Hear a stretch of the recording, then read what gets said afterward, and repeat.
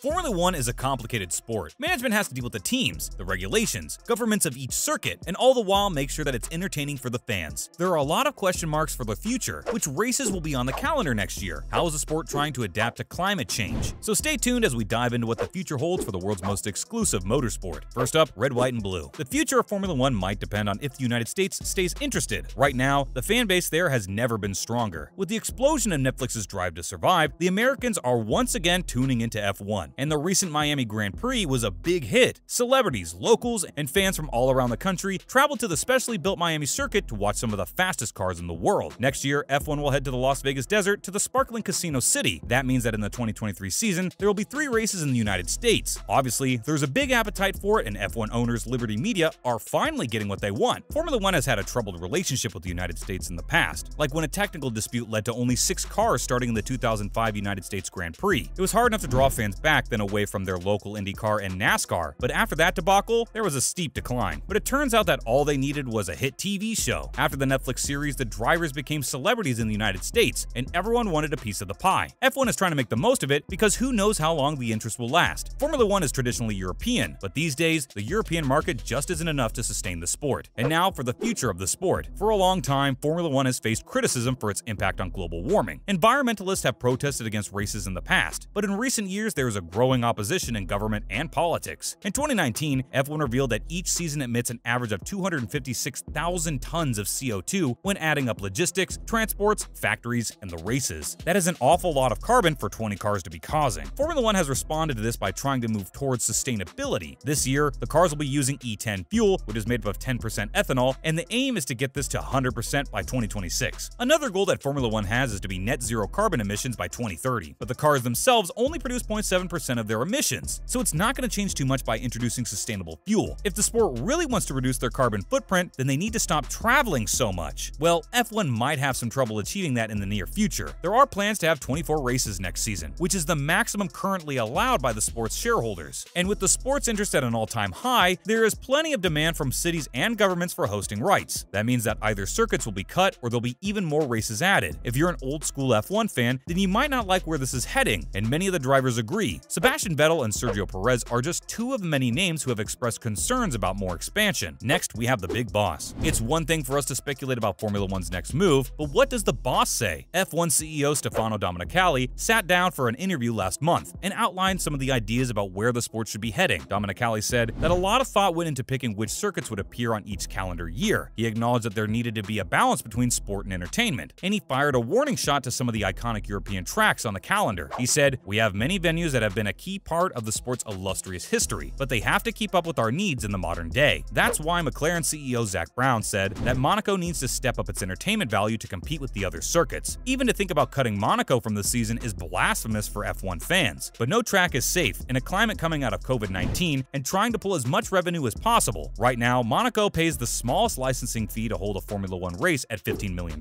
Compare that to Saudi Arabia, who pays $55 million for the sport to come and race at their shiny new billion-dollar racetrack. So where could Formula One be heading if not Europe? Domenicali recently spoke about F1's goals to return to South Africa as soon as possible. F1 hasn't raced at that track since 1993, but the Kyalami circuit was a favorite for many fans. But Domenicali also said that South Africa was one of the 2 options that they're considering, and he wouldn't reveal where. What are the latest developments in the Ferrari and Red Bull title fight? And how have Formula One dealt with replacing the Russian Grand Prix this year? Don't go anywhere because all this is coming right up. Now, onto replacing Russia. Domenicali might have said that Russia was replaceable, but that's easier said than done. After Russia invaded Ukraine earlier this year, there were big changes in Formula One. Haas ended their sponsorship deal with Uralkali and Dmitry Mazepin, while his son was kicked out of the team. Formula One also announced that they had canceled the Russian Grand Prix this year and would be replacing it with a different circuit, but there was no confirmation about which circuit this might be. Ideas floated around like a new Grand Prix in Qatar, a second race in Singapore, and a return to Germany at Hockenheim. The main problem was finding a circuit at short notice that was willing to fork out the hosting fee that F1 demands. At the end of the day, none of the proposed options were feasible, and Formula One has now decided that there will not be a 23rd race this season. This news helps teams, drivers, press, and staff to relax a little as they now have a 2-week break in between Monza in September and Singapore in October. As the number of races has climbed year after year, many people working within F1 have said that the schedule is becoming unmanageable. The Russian Grand Prix had been held at Sochi Autodrome since 2014 and was a notable part of the season. Like a lot of new tracks, the circuit was purpose-built for F1, but Lewis Hamilton is imploring F1 to feature more street circuits on the calendar calendar. He says that it will be more accessible for fans and create a greater atmosphere for racing. If they are anywhere like Melbourne, Singapore, or Monaco, then they could be exciting. Finally, the future of this season. We have some news about the Red Bull and Ferrari season battle. So far, the season has been a story of Charles Leclerc against Max Verstappen, but in between races, it's the teams at the factories who are doing everything they can to bring developments to their drivers' cars and give them an edge. This is standard for Formula 1, but what is complicating things this season is the budget caps that have been brought into effect. Teams are now only allowed to spend $140 million throughout a season on the performance of their car, and with an all-out development war happening between the top two contenders, they might be burning through cash a little too quickly. Ferrari team boss Mattia Binotto has already raised concerns about how much Red Bull is spending. He said that the improvements on the Red Bull car have been impressive and significant so far, but he would become suspicious if they were able to keep up this pace. He said that, at some stage, Red Bull will stop development. Otherwise, I will not understand how they can do it. The Haas team already refused to let Mick Schumacher race in the Saudi Arabia Grand Prix because of budget concerns. He had a massive crash during qualifying, and the team calculated that letting him race might give them money problems later in the season. Another issue is how the budget caps will be enforced. The head of financial regulations, Federico Lodi, said that his team had been helped by accounting firm Deloitte UK to help them design and monitor spending, so it should be in safe hands. Do you think that Formula 1 should be expanding to new tracks? And what do you think about the impact of the new budget caps? Let us know in the comments below. Thanks for watching, and we'll see you next time.